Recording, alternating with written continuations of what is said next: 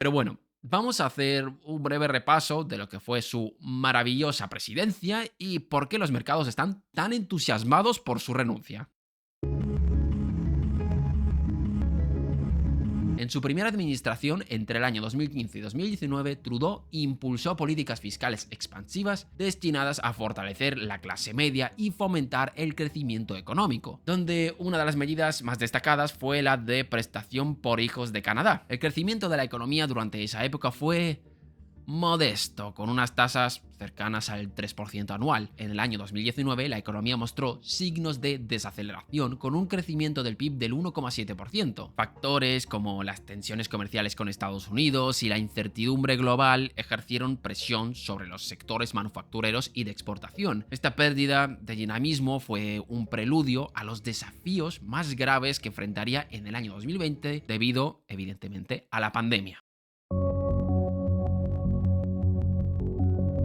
El impacto económico de la pandemia en el 2020 agravó los problemas ya existentes, especialmente en el sector energético. La producción de petróleo y gas sufrió una reducción significativa por la caída de los precios del crudo, que llegaron a niveles históricamente bajos en abril, incluyendo precios negativos en los mercados de futuros. Esta situación, combinada con la oposición a proyectos de infraestructura como el oleoducto Keystone XL, limitó la capacidad de exportación del país. Pero en términos generales, la pandemia del COVID causó una contracción histórica de un 5,4% del PIB canadiense en el año 2020, la mayor caída desde la Segunda Guerra Mundial. Y los sectores más afectados, evidentemente debido a las restricciones, han sido el turismo y hospitalidad. Una de las principales políticas fue la prestación canadiense de emergencia, que proporcionó unos $2.000 mensuales durante hasta 4 meses a trabajadores que perdieran sus ingresos debido a la pandemia. La implementación de esos programas tuvo como consecuencia un aumento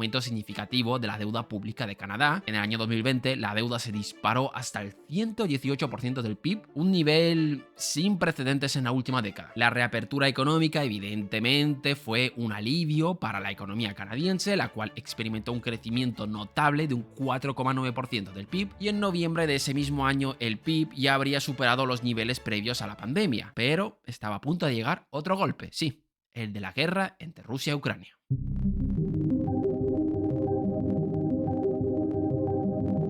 Canadá, como productor de petróleo y gas, se benefició inicialmente del aumento de los precios de la energía debido a la reducción de las exportaciones rusas a Europa. En el sector agrícola es donde más sufriría Canadá, ya que al ser Rusia y Ucrania los principales exportadores de fertilizantes, ese flujo se interrumpió, provocando un aumento del 25% de los precios de los fertilizantes en Canadá. La industria manufacturera y aeroespacial canadiense también se vio afectada debido a la dependencia de Rusia para el suministro de titanio. Esto, evidentemente, tuvo un impacto en el crecimiento económico de Canadá. En el año 2023, el crecimiento económico se desaceleró al 1,3%, con una inflación que rozaba el 7% y un banco central que no paraba de elevar las tasas de interés. Hemos comentado un poquito por encima los resultados. Si queréis ver las políticas con un poquito más de profundidad, podéis ir al vídeo donde hablábamos de cómo Trump quiere anexionar Canadá. Lo tendréis en la descripción y en la pantalla final, ya que ya sé, mis niños, lo que estáis esperando con ansias, y es su infame gestión de la política migratoria.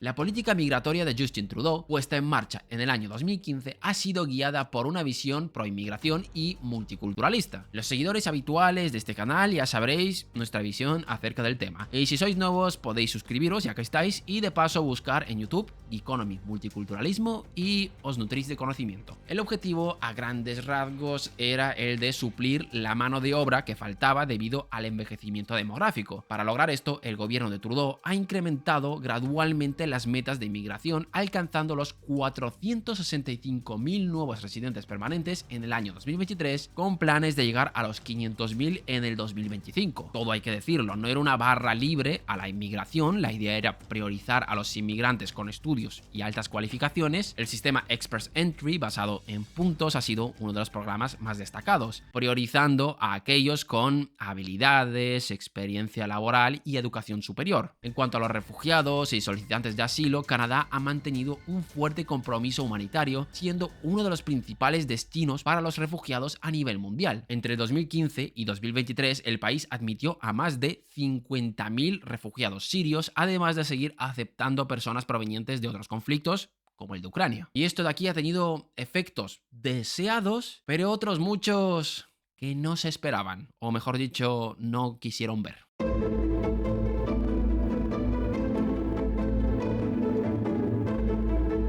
En el 2023, el 82% del crecimiento poblacional provino de la inmigración, lo que ha ayudado a compensar las bajas tasas de natalidad y el envejecimiento de la población. Los inmigrantes han contribuido a llenar vacantes en sectores esenciales como la salud, la tecnología y los oficios más especializados. En el año 2023, el 61% de los residentes permanentes admitidos pertenecían a clases productivas, lo que ha fortalecido la productividad y la innovación del país. Sin embargo, la inmigración ha generado algunos efectos negativos. Uno de esos efectos ha sido el desequilibrio de género en la población, ya que la inmigración ha estado dominada por hombres, alterando la proporción de género en el país. Este desequilibrio tiene impactos sociales como la dificultad para formar familias y sus efectos en la estabilidad social y la natalidad. Después de esto, hubo efectos sobre el mercado laboral no demasiado deseados, sobre todo en sectores de baja cualificación.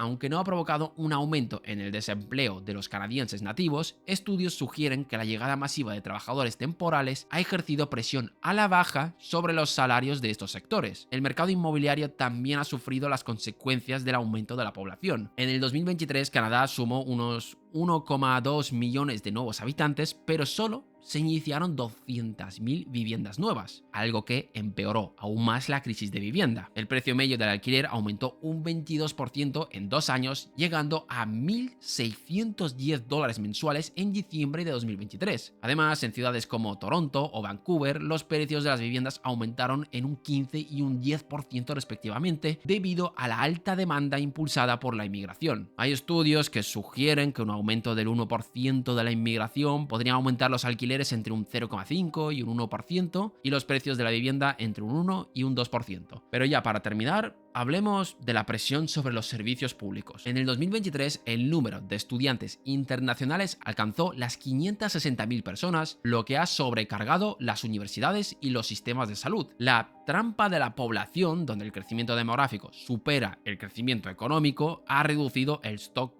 neto del capital per cápita. En resumidas cuentas, se limitó la capacidad del gobierno para invertir en la infraestructura y servicios públicos, algo que llevó a nuestro amigo Trudeau a decir: se acabó la inmigración.